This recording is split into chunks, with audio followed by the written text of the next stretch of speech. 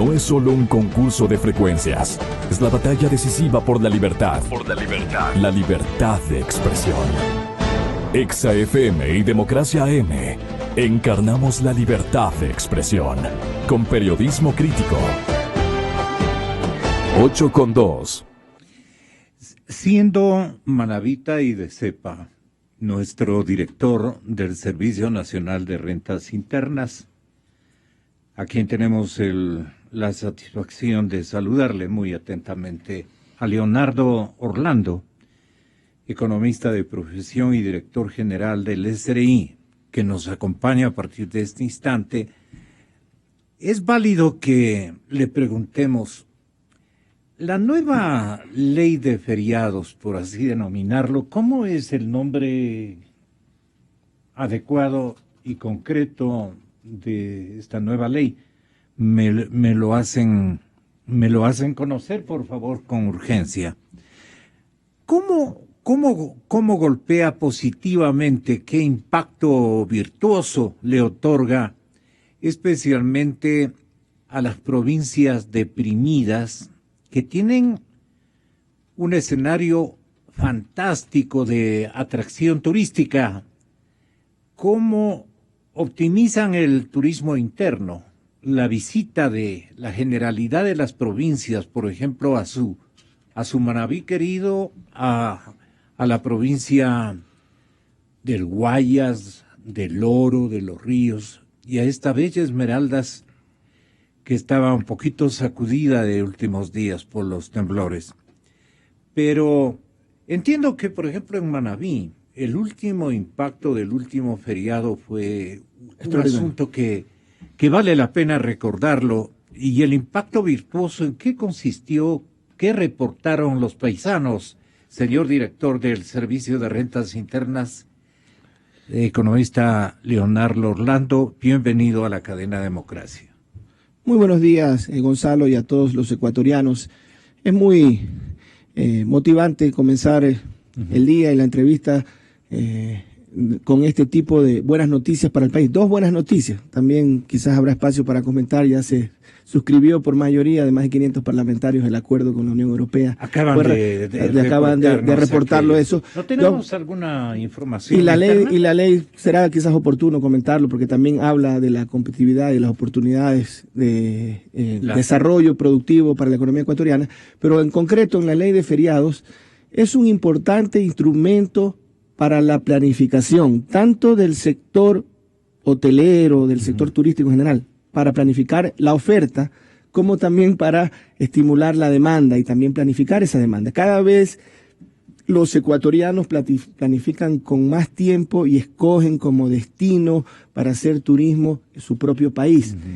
Y yo creo que esta ley, que permite tener una certeza y también una equidad en el número de feriados para cada cantón, para cada provincia, y que el caso del carnaval, que es una fiesta cultural y tradicionalmente ecuatoriana que se vive tanto en la costa como en la sierra, con su folclore, con todo su esplendor, se restituyen esos 2 días ya como no recuperables. Y la oportunidad, por ejemplo, para los casos en que los días de descanso caen sábado y en domingo, esos feriados no se pierdan para la industria, son muy importantes. La última experiencia con este feriado, que siempre tenemos 2 días, el 2 y el 3 de noviembre, esta vez se juntaron 3 días dentro de una semana, se hizo un feriado de 5 días.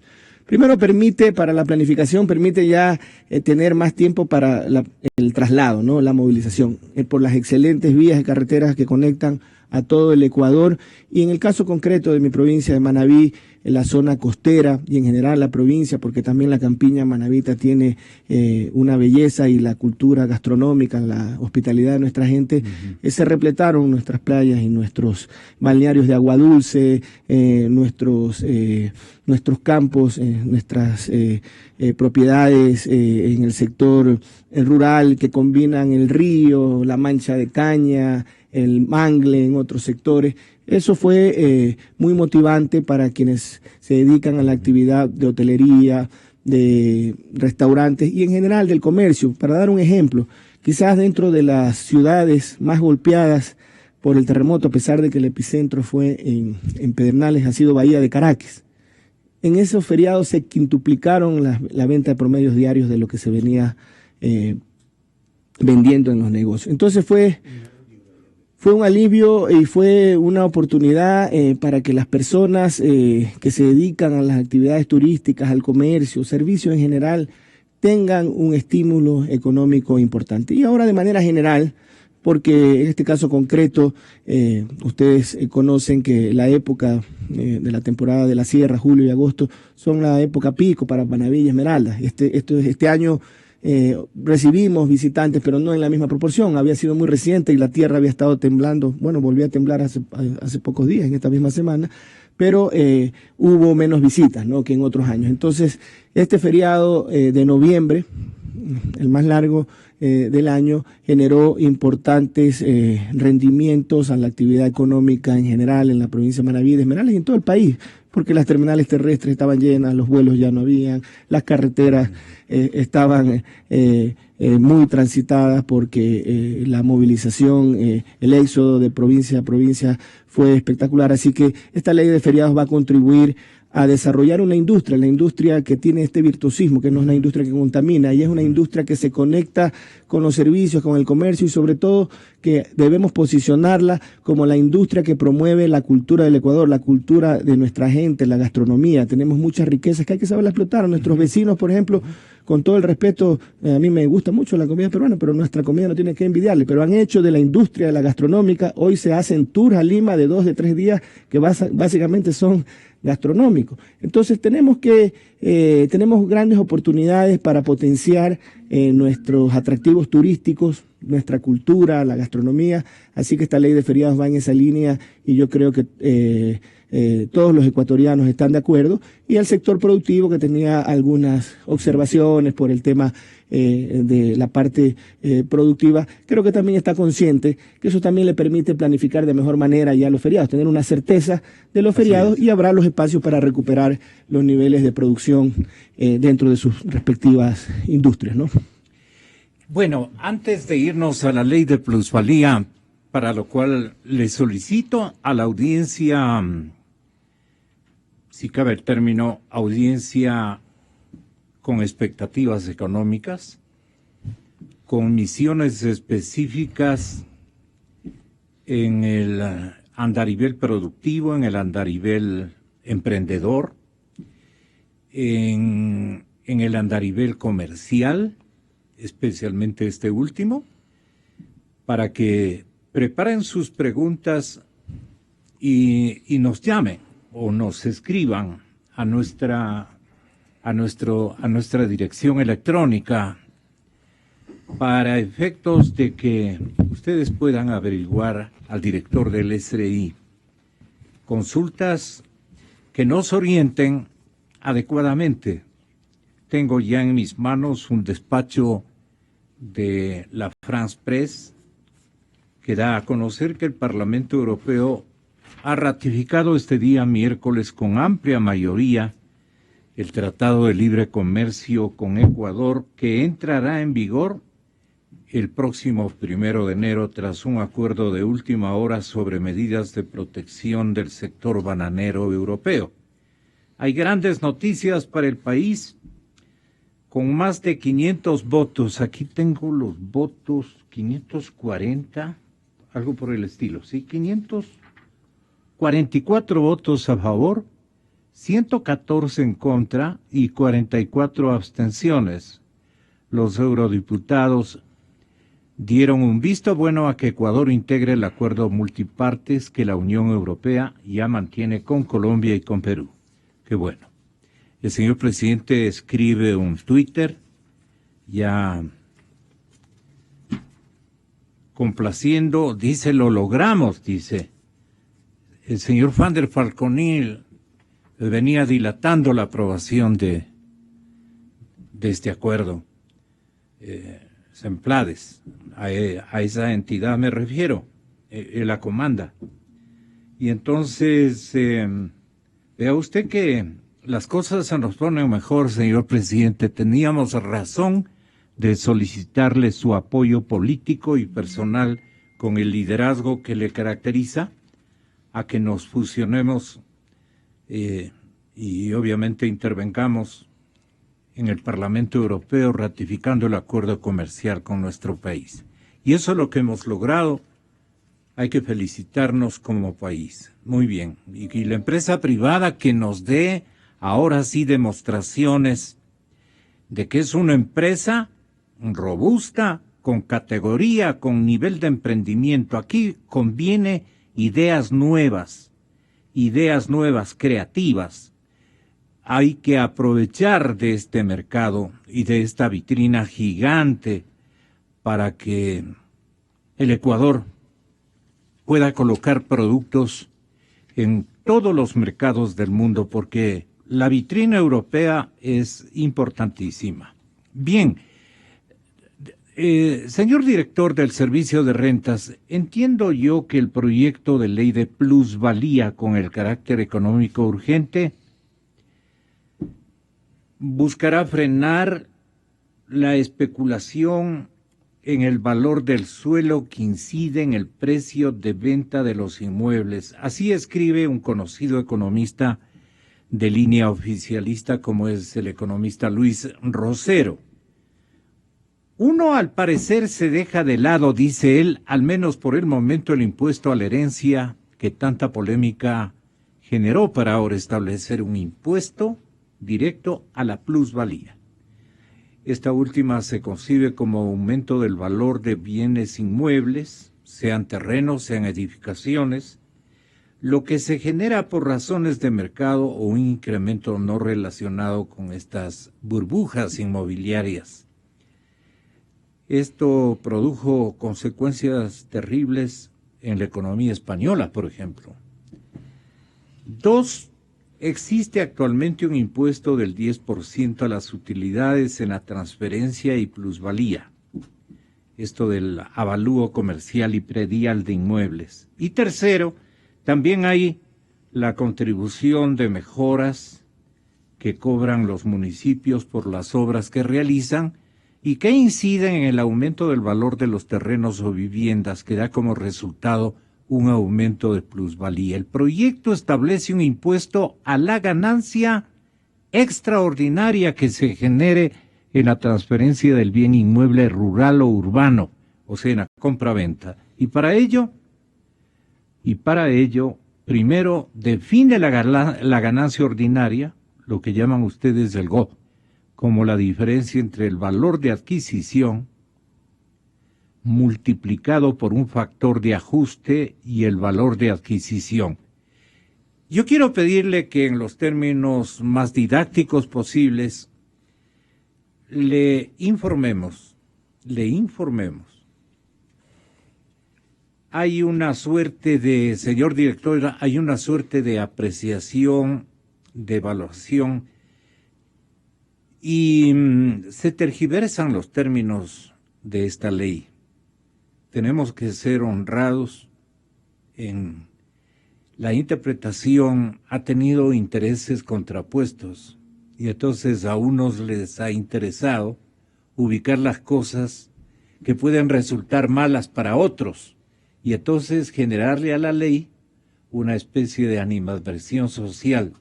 De eso estamos conscientes, pero igualmente no conviene que el gobierno no le diga la plena, no le diga la verdad rotunda al pueblo ecuatoriano de qué va a significar como una especie de contribución económica este impuesto.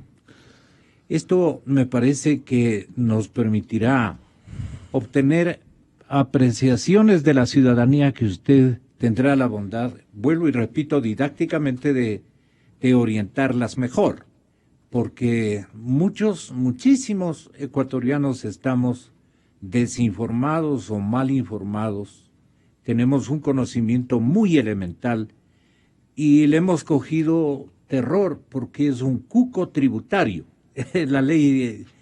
Y usted dice, le he escuchado en algunos medios manifestar de que no es así, que no viene con una carga de sacrificio económico para las personas que por un sinnúmero de necesidades compran, venden, guardan, conservan, capitalizan a través de la plusvalía el futuro de sus hijos y más. ¿En dónde nos hemos equivocado los medios? ¿En dónde nos hemos equivocado los políticos? No. ¿En dónde se han equivocado una gran cantidad de estamentos que da la impresión de que no nos ponemos de acuerdo, no entendemos adecuada y uniformemente esta ley de plusvalía? Aprovechemos de esta ocasión para que usted se digne orientarle a la ciudadanía con todo el rigor de la verdad. Buenos días, señor director, bienvenido. Muchas gracias, Gonzalo, nuevamente. En efecto, el valor de la verdad, el valor de la justicia, el valor de la igualdad y de luchar contra cualquier forma de exclusión es lo que prima en esta ley, porque a pesar de que estábamos conscientes de que iba a haber en cualquier tiempo una propuesta impositiva en casi todos los países del mundo. Esto no es ajeno del resto del mundo, esto no solo pasa en el Ecuador. Los temas tributarios son temas que son complejos, son sensibles en su momento de tramitación de una reforma, porque generalmente hay sectores que se sienten afectados.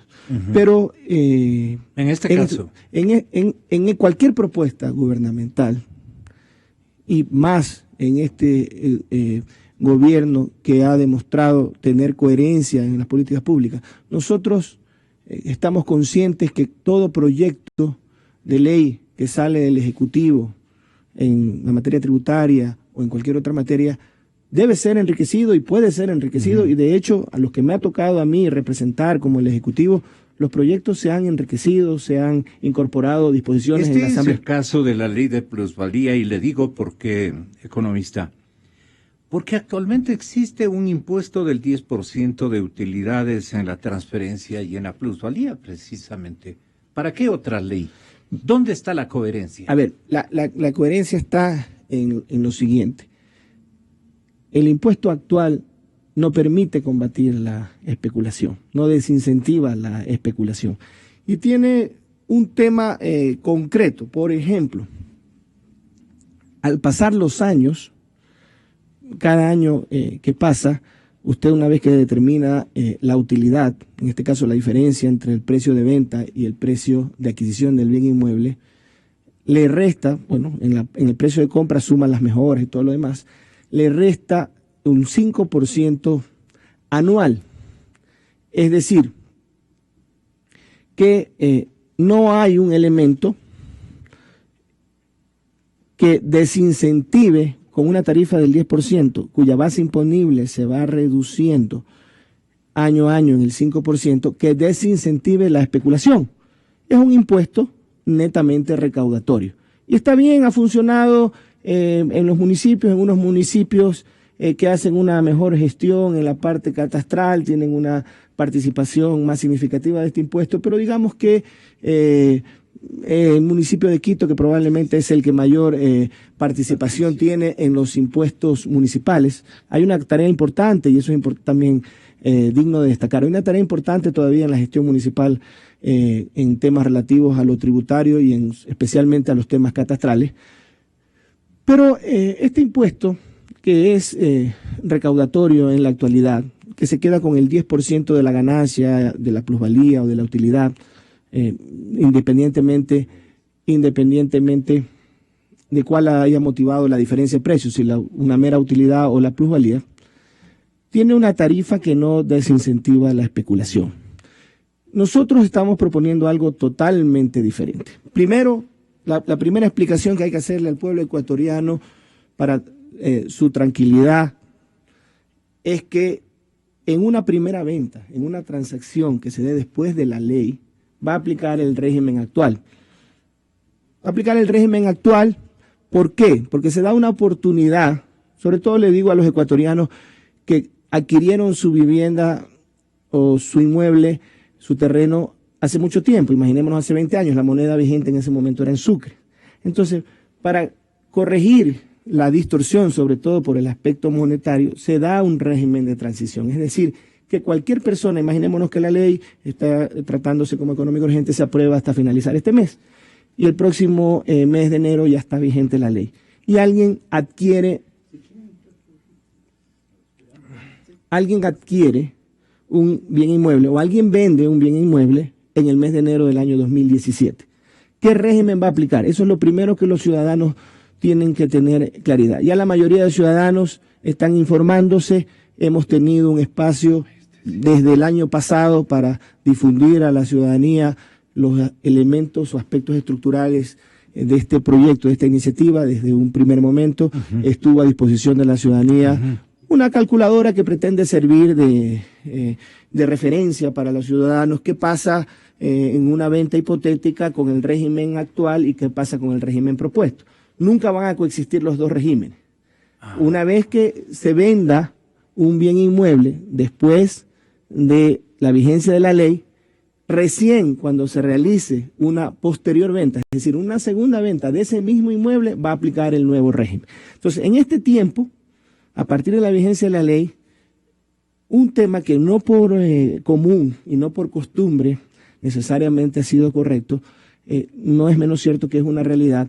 Lamentablemente, buena parte de los ciudadanos, a veces no por un tema de dolo, de mala fe, sino porque encargan a terceros la realización de los trámites relativos con la transferencia de un bien inmueble, han registrado su valor de adquisición al valor que consta en los predios urbanos, es decir, el avalúo catastral, y no al valor real o al valor total de la transacción. Director. Entonces, eso se puede ajustar en esta primera transacción, donde va a aplicar el régimen actual. Es decir, si alguien adquiere una casa en enero, ya desde la perspectiva del comprador, y lo piensa tener por el tiempo que, por ejemplo, hace el crédito, por 10, por 15 años, recién en los 15 años, imaginémonos que hace la venta, le va a aplicar el nuevo régimen, y ahí se va a analizar si se genera o no el impuesto. Ahora, pongámonos ya en ese escenario. ¿Cómo se calcula el impuesto? Porque esto es muy importante. Porque las primeras interpretaciones de la gente, incluso del público con criterio económico fundamentalmente, los gerentes, los presidentes de directorios de empresas privadas, especialmente ven confiscatorio el porcentaje destinado, el 75%, digamos, de esto que llama la gente la utilidad, iría en forma de impuesto a las arcas gubernamentales. Y creo que ese es un elemento que vale la pena esclarecerlo. Decía el académico Farid Simon en un comentario de últimos días, dice: luego de leer el proyecto queda claro que se castiga por medio de un tributo casi confiscatorio del 75% a quien obtenga una utilidad al vender un inmueble, superior al ritmo de crecimiento del valor del dinero en el tiempo del interés, en el tiempo el interés. Para ello se calcula el valor de la compra inicial con el valor de la venta usando de referencia para determinar la ganancia natural, entre comillas. Lo que un depósito recibiría por intereses en una cuenta de banco con un techo, ya que se considera legítima mientras no supere los 24 salarios unificados. Es posible realizar rebajas para tener una base imponible menor. Se puede reducir con pruebas cierto incremento del precio por las obras hechas por el propietario del bien y los pagos realizados por contribuciones especiales o mejoras, etc. Pero no se considera como legítimos los factores externos a la voluntad del dueño. No, por ejemplo, a la obtención de ventajas tramposas o asociadas a una obra pública que hacen que alguien esté dispuesto a pagar un precio mayor. Y esta ha sido la principal preocupación del señor presidente de la República siempre le trae a colación de que no es justo que personas que se han beneficiado de mejoras establecidas por inversiones estatales se beneficien con una potencia de crecimiento de los valores de los inmuebles. Y en eso uno se pone a pensar y se dice, tienen razón, porque no vamos nosotros también con nuestros impuestos que han generado esa infraestructura a apoyar a que la rentabilidad de los dueños de los inmuebles se individualice, exactamente. Entonces, esta parte me parece que hay que darle un enfoque de esclarecimiento importante. Así es, Gonzalo, y lo más importante, y que lamentablemente por hacer daño al gobierno y por la época electoral se pretende confundir a la ciudadanía, pero cada vez la ciudadanía se informa más y estos espacios permiten que la ciudadanía se informe. Toda la labor de difusión que hacemos las entidades de gobierno, los espacios serios académicos de reflexión, los analistas serios que primero se informan y dan criterios objetivos. Estamos de acuerdo que alguien pueda tener un criterio distinto y hacer críticas, pero esperamos que esa crítica sea sana y constructiva. No puede prevalecer la razón de la sinrazón. No es justo dentro de una sociedad democrática que en épocas electorales, cuando se plantea un tema estructural para el futuro, pensando en las grandes mayorías, pensando en ese 36% de familias que todavía no tienen una vivienda propia, que al menos para hacer una crítica no se analice la propuesta en su conjunto de manera integral.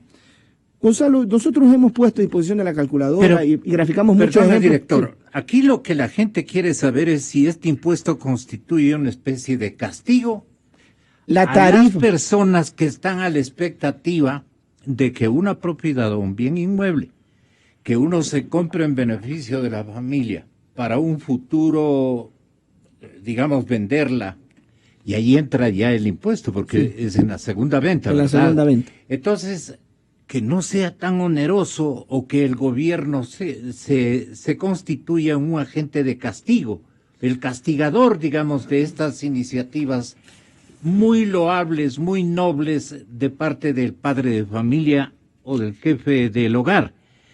En la línea telefónica, Farid Simons, que escribió sobre esto, tú dices, Farid, la ley excepciona del tributo a toda entidad estatal y a quien se dedique a la construcción y promoción inmobiliaria.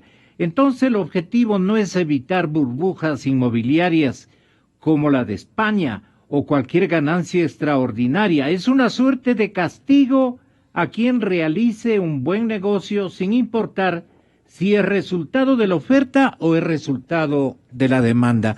El señor director nos explica esto para que tú intervengas. Bueno, en este caso, lo que se desincentiva, y para los impuestos reguladores, una característica de cualquier impuesto regulador, para que tenga efecto en el comportamiento, en la conducta, tiene que tener una tarifa alta. Ustedes recordarán, en la ley de equidad tributaria, se puso como un bien grabado con el impuesto a los consumos especiales a las armas de fuego y a las municiones, con una tarifa del 300%. ¿Era acaso para recaudar más?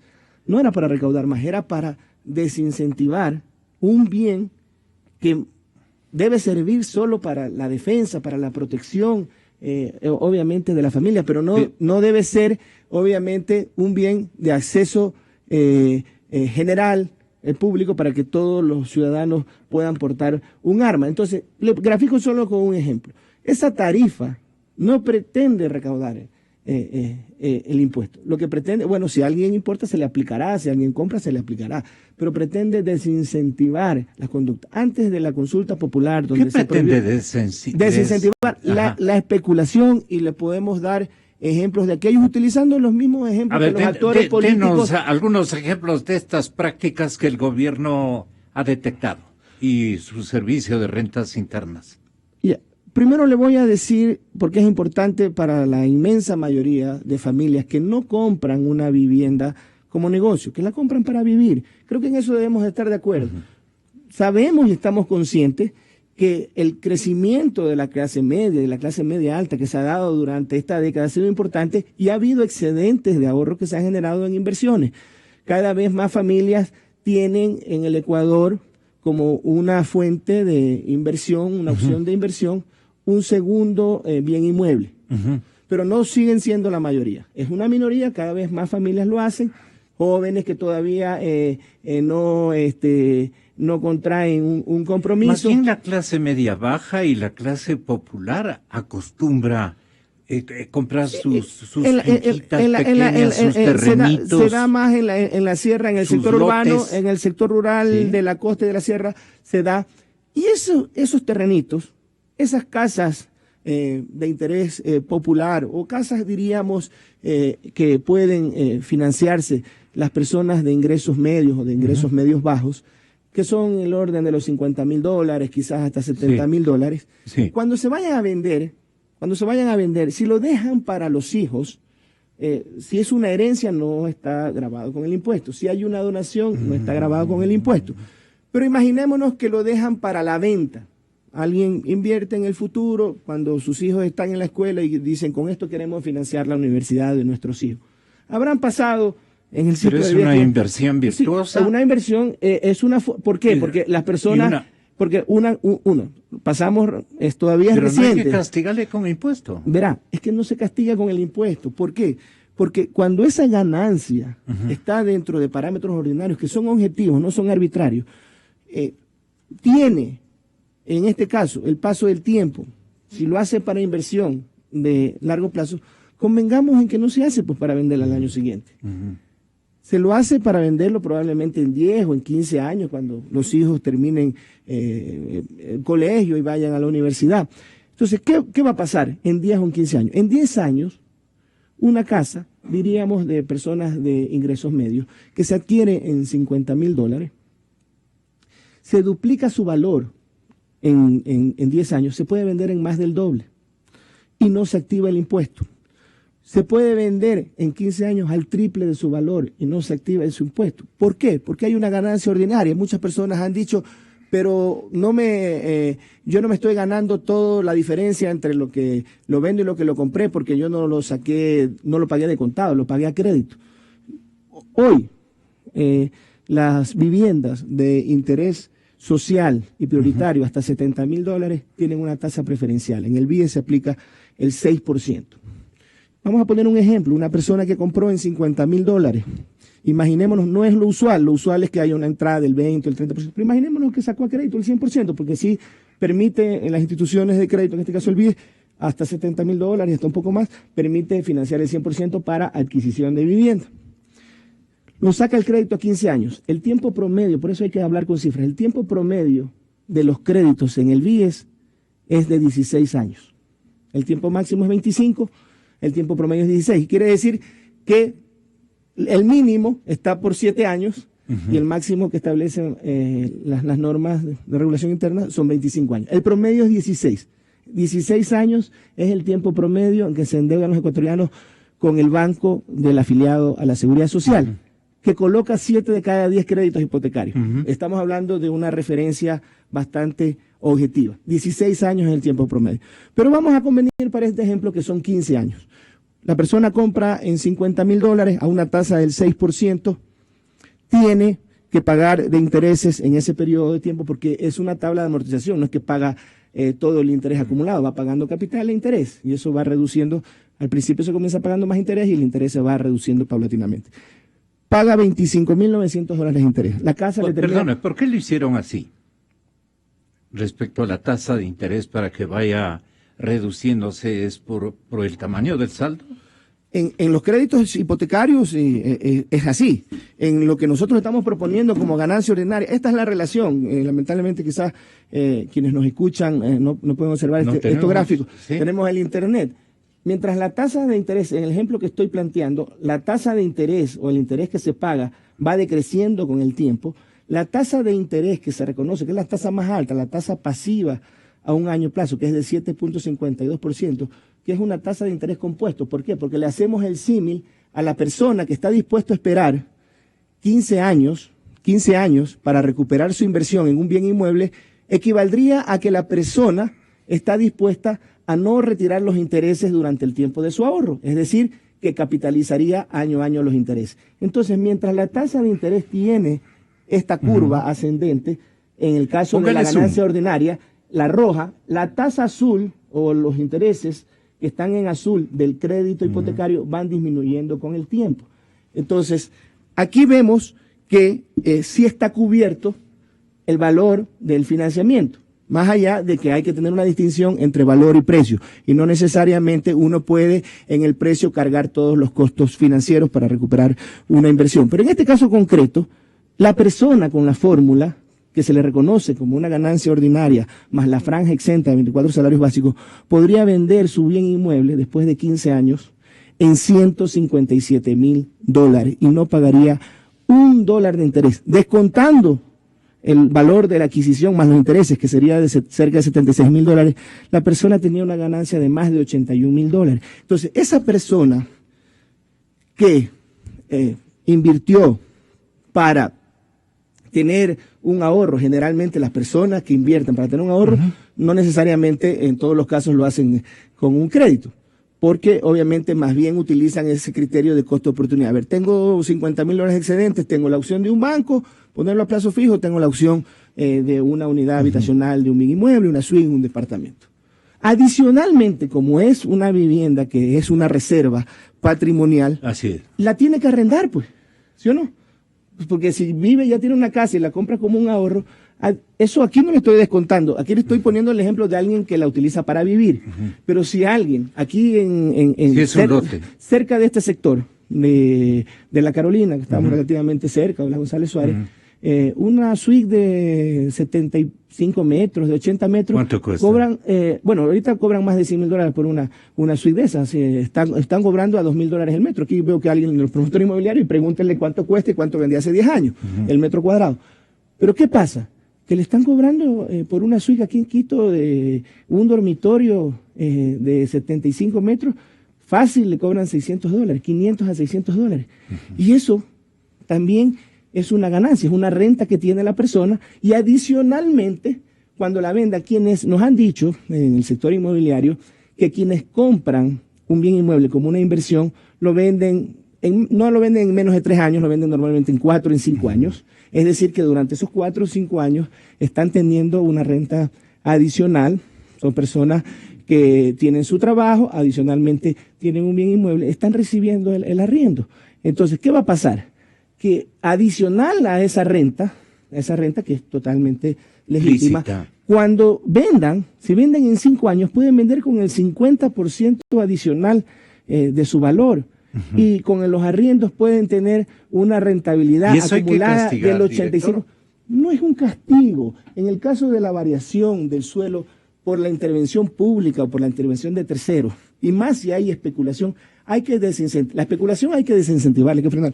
La Constitución le trae el artículo 376, textualmente dice: para hacer efectivo el derecho a la vivienda, al hábitat y a la conservación del ambiente, las municipalidades podrán expropiar, reservar y controlar áreas para el desarrollo futuro de acuerdo con la ley. Y esto, resalto, se prohíbe la obtención de beneficios a partir de prácticas especulativas sobre el uso del suelo, en particular por el cambio de uso de rústico a urbano o de público a privado, que es donde se dan las mayores ganancias y el mayor nivel de especulación, cuando se tiene información privilegiada, y eso es lo que es antiético, es ilegítimo, que cuando se tiene información privilegiada, se compra muy barato y se sabe que van a declarar un suelo de rural a urbano. Por la simple medida administrativa, el valor del suelo se incrementa en 5, en 10 veces su valor. Entonces, esa riqueza que se produce tiene que ser compartida con la sociedad, porque no corresponde al esfuerzo de ese inversionista, y mucho menos si se trata de el aprovechamiento de una información. ¿Por qué dices entonces, Farid, que no existe una sola línea en el texto del proyecto, excepto en los considerandos, que relacione el incremento del valor de los bienes con una obra pública, algo que tampoco justificaría este abusivo proyecto, dices tú, o con el obtener provecho de información privilegiada. Bueno, esta es otra cosa también importante, pero es distinta. ¿Qué comentario te merece la explicación que se ha dignado formularnos el director del SRI, Farid Simón? Buenos días, Gonzalo, buenos días al señor director del SRI. Yo, escuchando la explicación, me mantengo en la idea que me surgió después de leer el proyecto, que se está castigando la posibilidad de que cierta gente esté dispuesta a pagar un valor en el mercado de un bien que considera que vale eso, y que está relacionado no a ninguna práctica que sea castigada o desleal, como las que acaba de mencionar en el último momento el señor director, que era que se aproveche información privilegiada y alguien saque ventaja de esa información privilegiada y duplique el precio del valor del bien después porque alguien que no tenía esa información vendió en un precio muy bajo, o que haya una obra pública. Para mí lo que se está castigando en general es cualquier posibilidad de una ganancia. Y lo más grave de esto es que toda la explicación sobre lo que se considera una ganancia ordinaria o una ganancia extraordinaria nos daría a pensar que en la lógica del régimen, en la lógica del gobierno, todo aquel valor de ganancia que supere la tasa pasiva del banco es ganancia extraordinaria, y por lo tanto,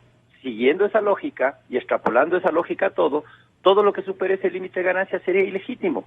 Entonces, no es que es objetivo. Lo que está haciendo en este momento ese proyecto de ley es convirtiendo a cualquier beneficio mayor a la tasa de pasiva como indebida. Y eso no parece justo y eso no parece legítimo en general, porque lo que sí se acepta, lo acepto personalmente porque me parece que es así, que cuando alguien obtiene una ventaja indebida, ilegal, claramente inmoral, como obtener información privilegiada para dañar a alguien o obtener una ventaja, se le castigue, digamos así, que es legal, se transfiere a toda transacción inmobiliaria que tenga ciertas condiciones. Y esta idea de que si yo compro un segundo bien y las personas pobres no compran el bien para vender y las personas de clase media tampoco, lo que está haciendo es una serie de supuestos, absolutos supuestos, que ignoran, por ejemplo, la posibilidad de que en un momento dado alguien, por una obra de un tercero particular, tenga un terreno que sube rápidamente de valor y que uno pueda obtener ese beneficio. ¿Por qué no? Hay una cosa, tal vez se olvida muchas personas que no se conocen derecho, que hay un mecanismo ya en el Código Civil desde 1860 en el Ecuador que se llama lesión enorme. ¿Perdón? ¿Cómo se llama esa figura? Es una figura del derecho civil que se llama lesión enorme. Cuando el monto duplica el valor de la venta o el valor de la compra, duplica en la ganancia, en beneficio a favor de una persona. Se puede pedir la rescisión del contrato por lesión enorme. Es decir, cuando alguien realmente abusa de otro, sin entrar a los factores de estos antiéticos de la información privilegiada, cuando el valor se duplica y es excesivo, uno puede pedir la rescisión del contrato. Es pensar que la gente, que las personas que hacen las transacciones, todas son torpes, todas son engañadas y que no existe una oferta y una demanda en el mercado para pagar los precios. Es los ejemplos que pone, claro, yo me voy a callar y después va a decirse un montón de cosas, que cómo puede ser que alguien, el ejemplo del UNASUR en el norte, cómo después cuando empezó la construcción del UNASUR los precios elevaron. Eso es otra consideración, eso es otra lógica. El proyecto, si bien, insisto, si bien en los considerandos aparecen estas ideas, el proyecto castiga toda ganancia de venta de bienes inmuebles en ciertas condiciones, sin importar que esa ganancia de su utilidad sea producto de una obra privada, de una obra pública, de la compraventa, de la oferta de una persona, del deseo de pagar, no importa. Entonces, si es un proyecto que refleja una visión, me parece a mí, de parte de alguien del régimen, y esa visión de alguien de parte del régimen es una visión peligrosa, porque de pronto ahora se acaba de establecer en el país, aparentemente además se dice que es objetiva, la noción de ganancia ordinaria y de ganancia extraordinaria. De aquí a la siguiente paso es que cualquier otra cosa que sea por encima de ese valor será considerada extraordinaria y también será sujeto a impuestos tan altos como estos que son excesivos. ¿Existe ese peligro, director? Permítame solamente antelar que Andrés Vallejo, expresidente del Parlamento ecuatoriano, Andrés Vallejo, exalcalde de Quito, y el ingeniero Patricio Álvarez miembro de la Asociación de Constructores del Ecuador, el ingeniero Álvarez. Estarán con nosotros apenas el señor director nos dé la explicación que sigue a continuación. Ahí queda pendiente una interrogante que se formula el doctor Farid Simons, muy importante catedrático de la San Francisco de Quito. Tenga la bondad, director.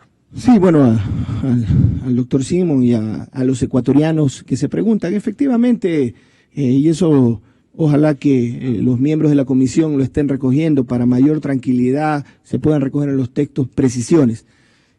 Es prácticamente imposible distinguir cuando hay una ganancia extraordinaria cuánto proviene de la especulación y cuánto proviene de la ganancia por la mera plusvalía.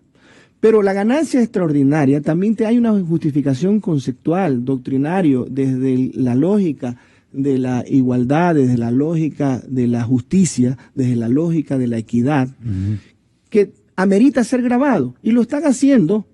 Francia se planificó en París, se planificó la ciudad de París hace 3 siglos bajo ese criterio.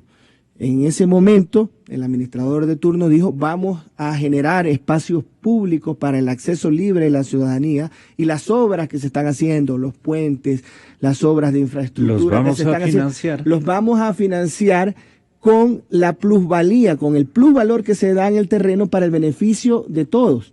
Entonces, esta riqueza que se genera, estamos claros, y para Farid, por favor, si no pusiéramos una regla objetiva, mañana se nos estaría cuestionando que el administrador de turno va a definir qué es extraordinario y qué es ordinario. Claro. Podemos discutir sobre el concepto aplicable, o sea, nosotros aplicamos un concepto con sentido económico, el costo de oportunidad. Una persona que está dispuesta a invertir su dinero a largo plazo, lo más parecido o lo similar a una inversión en un bien inmueble es lo que le puede pagar en un banco. Todavía en el Ecuador el capital de las empresas no se democratiza. Las empresas son principalmente familiares. Ojalá que avancemos también y que entiendan los empresarios que democratizar el capital le hace bien a la economía y que vendan acciones y que tengan los ciudadanos tengan otras oportunidades para decir, bueno, en vez de solo poder invertir en el banco, solo poder en un bien inmueble, también voy a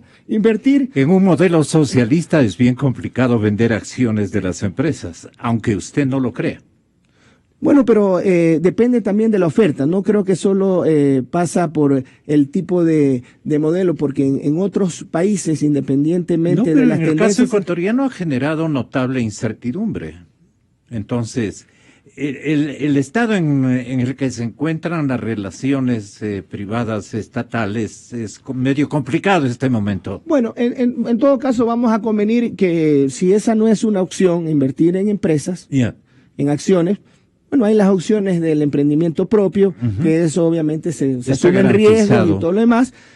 Pero imaginémonos que alguien no quiere asumir riesgos o no está dentro de su perfil de vida, ser un emprendedor, un empresario, y dice, no, yo prefiero trabajar en relación de dependencia o soy un profesional que me dedico a mi profesión, no hago empresas. Pero eso es malo para un país, ¿verdad? O sea, lo más importante... Que no tengamos la libertad de seleccionar la posibilidad de nosotros también ser concurrentes a apoyar con nuestros ahorros a una empresa estatal o una empresa pública o semipública o privada. Eso también tiene que promoverse y esos son temas estructurales que también tienen que discutirse. Pero con otro modelo. Bueno, este es el modelo en el que han confiado los ecuatorianos varias veces y esperamos seguir gozando de la confianza del pueblo ecuatoriano, pero más allá de los resultados electorales que ya se definirán en febrero, creemos que le debemos a la sociedad cambios estructurales. La Constitución de la República... ¿Usted cree que este es un cambio estructural? Esto es un cambio estructural. ¿Por qué? Porque va a permitir que ese 36% que hoy no tiene vivienda, porque nosotros no estamos pensando en las personas que les preocupan a algunos actores políticos, que en 4 años puedan duplicar el valor de una vivienda, y se llenan la boca de la palabra pueblo y ponen ejemplos de una casa de 40.000 que se venden 80.000, cuando los que están protegiendo son los intereses de los que tienen los terrenos de 20 millones que quieren vender en 100 millones. Entonces, por favor, ya la historia ha visto muchos casos de lo que ha sido la utilización de información. El economista Parísimos no está el doctor, perdón. El doctor no está en ese. No, yo no tengo el gusto de conocerlo. Lo único que le puedo decir es que si la ganancia es hermano de Omar, el ex asesor. A Omar le conozco y conocía que era hermano, pero no tengo el gusto de conocerlo. Le doy un saludo muy respetuoso. Y la discusión, cuando se hace con respeto, con altura, con elementos objetivos, bienvenida. Es un caballero. Bienvenida, Gonzalo. Y así que le agradezco por la oportunidad. Tengo que retirarme. Una réplica cortita de él y yo paso a entrevistar a mis dos invitados que también tienen la bondad de estarnos aguardando. Muchas gracias, Gonzalo. Solo lo único que les digo, que quede para finalizar mi intervención. Las personas, la mayoría de personas, incluso aquellas que realizan una inversión, como una inversión, la compra de bien, no pretenden especular. La mayoría de personas aceptan una tasa de ganancia que va del 10 al 11%. Entre la tasa de interés compuesto que se está dando, esa ganancia ordinaria, más el valor del arriendo que cobran las personas, más la franja exenta, esto supera, tenemos casos en 4 o 5 años que se supera el 20, el 22%, cuando lo que se está demandando de los proyectos, nos han dicho los mismos promotores inmobiliarios, es el 11, 12%. Entonces, la persona que tiene un segundo bien inmueble para obtener una renta hasta que la venda y ganarse esa plusvalía, va a seguir haciéndolo y no va a poder, no va a tener ninguna limitación. Lo que se quiere combatir es la especulación. Pero si adicionalmente, porque alguien puede beneficiarse de la obra pública y no ser alguien con información privilegiada, sencillamente se le triplicó el valor del inmueble, porque pasó la carretera, porque se hizo un parque. Si hay esa ganancia extraordinaria, no producto del esfuerzo, tiene que ser compartido con la sociedad que los debemos para que haya más servicios de agua potable y alcantarillado y para que haya más igualdad. Bien, solamente que por respeto, sí, cómo no, le escuchamos a Parísimos. Ten la bondad, doctor. Gracias.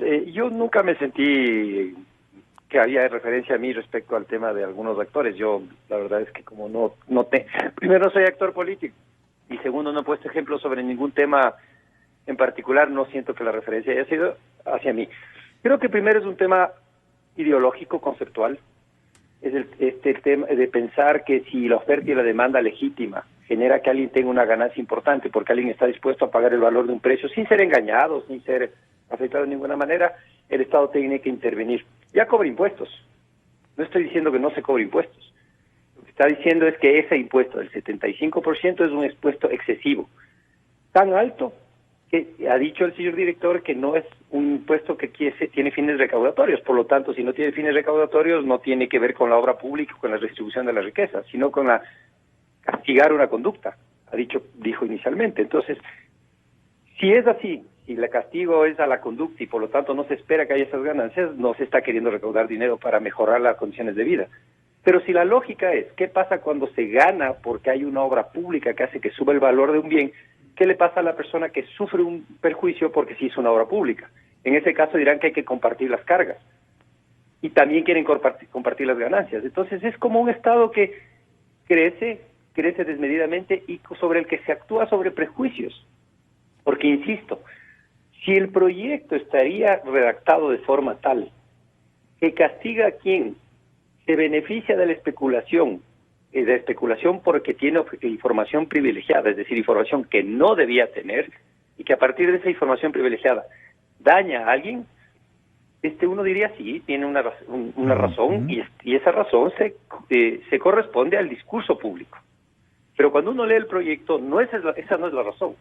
Se está castigando toda ganancia extraordinaria que ahora está calificada como tal, cuando la ganancia de que alguien está dispuesto a pagar y alguien está dispuesto a vender. ¿Esa es la intención del gobierno?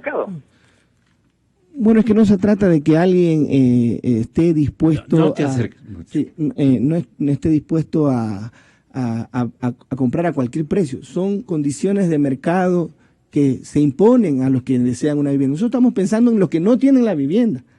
Esa es la parte que quizás hay que destacar, no contempla el resto, o sea, que hay 36% de la vivienda. Y si nos parece normal que en 4 años se pueda duplicar el valor, mientras que los salarios crecen a una razón del 3%, máximo del 5% anual, si usted está esperando que el rendimiento de una vivienda sea el 25%, quiere decir que el rendimiento o el crecimiento de los precios de una vivienda es el 25%. ¿Cuándo va a pagar una persona, un maestro, un médico que gane un sueldo de $1,000, de $2,000 y que se actualice su salario el 3%, el 5%? ¿Cuándo va a poder alcanzar esa vivienda si en 4 años se va a duplicar el valor? Estamos pensando en los que no tienen vivienda, primero. Ojalá nos vaya escuchando a ver qué dice Andrés Vallejo y Patricio Álvarez. Muchas gracias, Gonzalo. No, director, muchísimas gracias a usted. ¿Algo quieres decir finalmente? Sí, que la verdad es que es traspolar. A ver, es tan justo lo que dice la parte final del director, o sea, cuando dice, bueno, si solamente un porcentaje bajo de la población tiene vivienda propia y uno quiere que todos tengan vivienda propia, buscamos medidas para que esas personas tengan vivienda propia, pero eso no es el proyecto. El proyecto lo que está castigando es a quien tiene una ganancia, y no significa que todos los terrenos, el porcentaje es menor. De hecho, los ejemplos que ha puesto el señor director en general han sido ejemplos que sería la mayoría de terrenos. Lo que estamos diciendo es que en el país, el Estado, el gobierno, está introduciendo un concepto de ganancia extraordinaria. Una ganancia extraordinaria que no se demuestra que está relacionado con ninguna acción indebida, ni ninguna especulación, ni ninguna privación de otra persona de ningún bien ni ningún derecho, sino que simplemente es el tema de que una persona, por qué circunstancias tuvo la ganancia, y el Estado se cree con la facultad, con la potestad de grabarme con el 75% a lo que ahora califica extraordinaria, como la ganancia como extraordinaria, y que además significa que está poniendo un criterio que se dice objetivo, que es el tema del valor del dinero en un banco, la tasa pasiva de un banco. Es decir, que si alguien arriesga su dinero y pone en riesgo un gran capital para ganar más dinero, pero pone en riesgo su dinero, sin prácticas especulativas, ni abusivas, ni violatorias de derechos, porque eso no estamos hablando ni estamos defendiendo, sino la acción de emprender, de arriesgar, va a ser castigada eventualmente con un impuesto tan alto, o simplemente que porque alguien construyó un centro comercial, un mejor local alrededor del barrio, o hizo una obra privada relevante que hace que el valor de otro terreno al lado suba de precio, la persona que quiere vender después su casa va a sufrir ese impuesto, cuando el Estado no ha tenido nada que ver, y no hay ninguna evidencia en ninguna parte que se esté violando un derecho. No son cosas, no vienen relacionadas. El problema es que se está generalizando algo, y se está haciendo ver como que ganar mucho es igual a que otros no tengan, cuando es un tema de alguien que vende y alguien que compra. No estoy hablando ya les digo, de prácticas indebidas.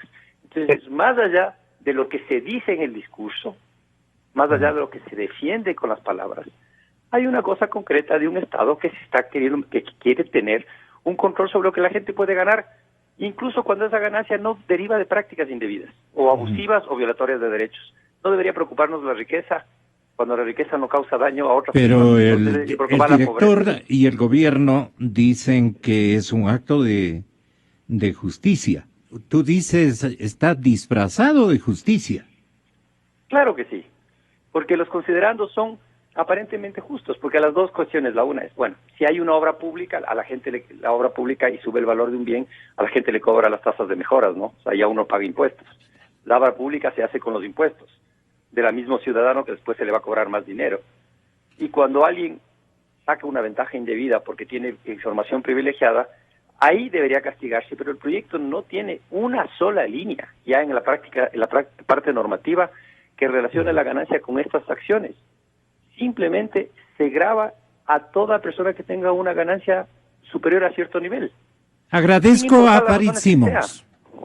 Muchas gracias, catedrático. Muchas gracias al economista Leonardo Orlando, director general del Servicio de Rentas Internas. Y ya en mi estudio, señoras y señores, don Andrés Vallejo y don Patricio Álvarez, porque democracia es noticia libre. La Navidad es creer. Te pido que haya paz en mi país. Es ser, es la unión. Es romper la desunión. Perdóname.